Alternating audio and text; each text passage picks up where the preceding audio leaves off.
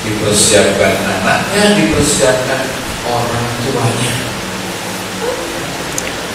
dan dipersiapkan sungguh-sungguh adalah dia sudah dibaptis atau belum. Jadi dari setiap anak kelas 5 kumpul, kita mau komuni pertama. Ini sudah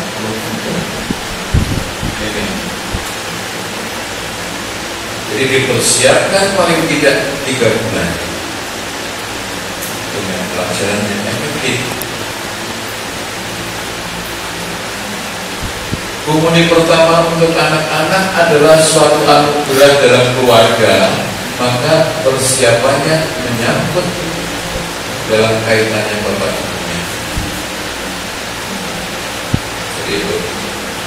Jadi tentu dengan sepengetahuan orang tua, didampingi orang tua juga ada refleksi, orang tua juga ada pembekalan ini, pembekalan itu. Ini supaya anak itu memahami sungguh akan makna Ekaristi komuni itu.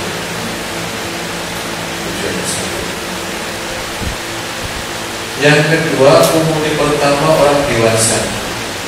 Orang dewasa yang dibaptis orang dewasa berarti yang sudah lebih daripada 7 tahun. Dalam baptis dewasa, komuni pertama langsung ketika baptis. Jadi tidak lagi mengikuti anak-anak itu, akan dibaptis dan komuni. Biasanya dibaptisnya minggu pertama, komuninya harus putih.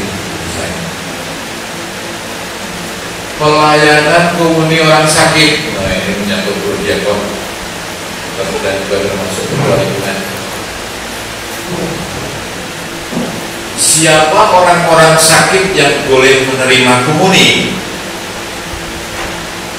Orang-orang sakit yang tidak terkena halangan. Romo, di lingkunganku ada jebolan Romo yang sakit keras, perlu dikirim meninggal. Iya. Karena dia terkena ekskomunikasi. Romo, di rumah saya atau di lingkungan saya ada tadi yang nyatakan ada orang sakit tapi istrinya tuh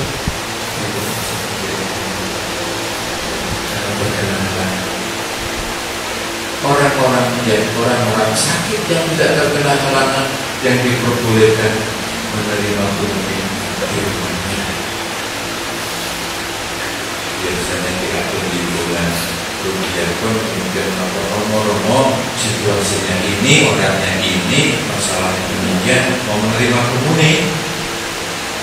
Saya biasanya menyampaikan memangnya dia banyak, kemudian ya romo, ya sudah, ayo Bapak diutus kirim komuni. Kirim komuni orang sakit bukan berdasarkan pesanan. Pak, istriku mau komuni ya, tapi berdasarkan pastoral tadi, rembukan antara prodiakon dengan pengurus lingkungan, kemudian juga melihat situasi kondisi status orang itu tidak terkena halangan, dan kemudian komuni orang sakit itu memang menambah kekuatan dan semangat dalam bagi orang sakit itu, oke, diberikan. Makanya setelah prodiakon memonitor semuanya ini bersama lingkungan, kemudian lapor ke Romo keluarga ini juga komuni orang sakit, yang sakit siapa? Ini itu masalahnya apa? Ada halangan tidak Romo. Walaupun yang mengirim prodiakon, tetapi kalau ada kesalahan yang tanggung jawab ada Romo.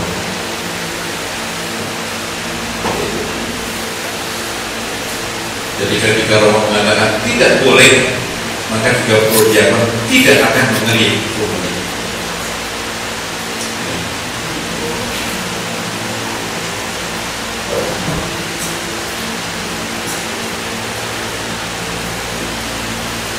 Yang ketiga,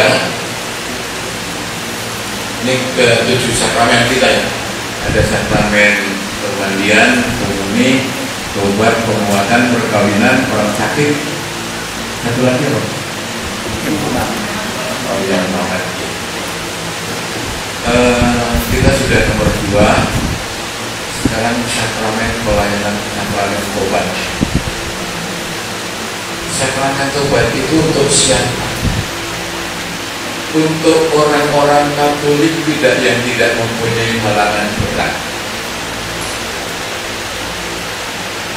Romo, aku berdosa karena istriku 2. Romo tidak bisa mengampuni. Saya Yang ngerti.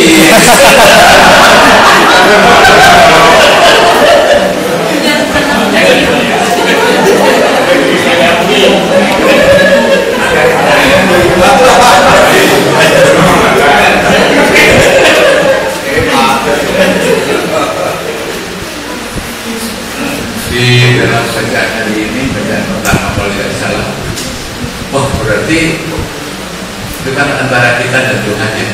Tuhan melihat tidak adil nih, ada orang yang bertobat tidak boleh. Pikiran kita yang salah, bukan Tuhan yang salah.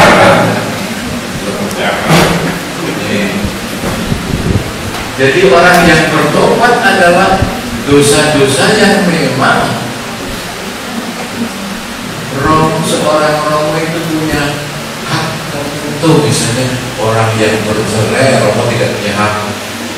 Orang yang kawin lagi dua istri, Romo tidak berhak. Sebetulnya termasuk orang yang menggugurkan kandungan, Romo sudah tidak punya hak. Memang sekarang ini kemudian diresipir atau diberikan kasih itu kepada Romo paroki. Di dalam satu paroki ini adalah ada satu Romo paroki. Jadi kalau aku mau mengambil dosa karena pengguguran kandungan ke Romo paroki, jadi bukan semuanya Romo bisa mengampuni dosa apa saja, tidak. Jadi bukan Tuhan yang tidak adil, tapi kita yang salah pikir. Jadi ini, jadi sakramen tobat, apakah sakramen tobat itu hanya diberikan ketika Natal dan Paskah? Tidak. Kita saja yang juga salah persepsi. Kapan saja kita boleh menerima sakramen tobat. Kalau ada orang sakit yang memang karena sesuatu hal kemudian Romo kayaknya dia kepengen menerima sakramen tobat, biasanya Romonya juga dengan berdiakon ke sana. Jadi itu. Jadi sakramen tobat adalah diberikan untuk siapapun dalam waktu tidak terbatas. Hari biasa, hari Minggu, Natal, Paskah, kapan saja. Orang mau menikah, orang mau perjalanan jauh, orang mau operasi, boleh. Penguatan umumnya adalah diadakan pelayanan, diadakan persiapan pembelajaran 3 bulan. Campur antara anak-anak yang sudah komuni dan orang-orang dewasa yang belum menerima penguatan, karena yang menerima penguatan adalah uskup. Maka disiapkan kurang lebih 3 bulan.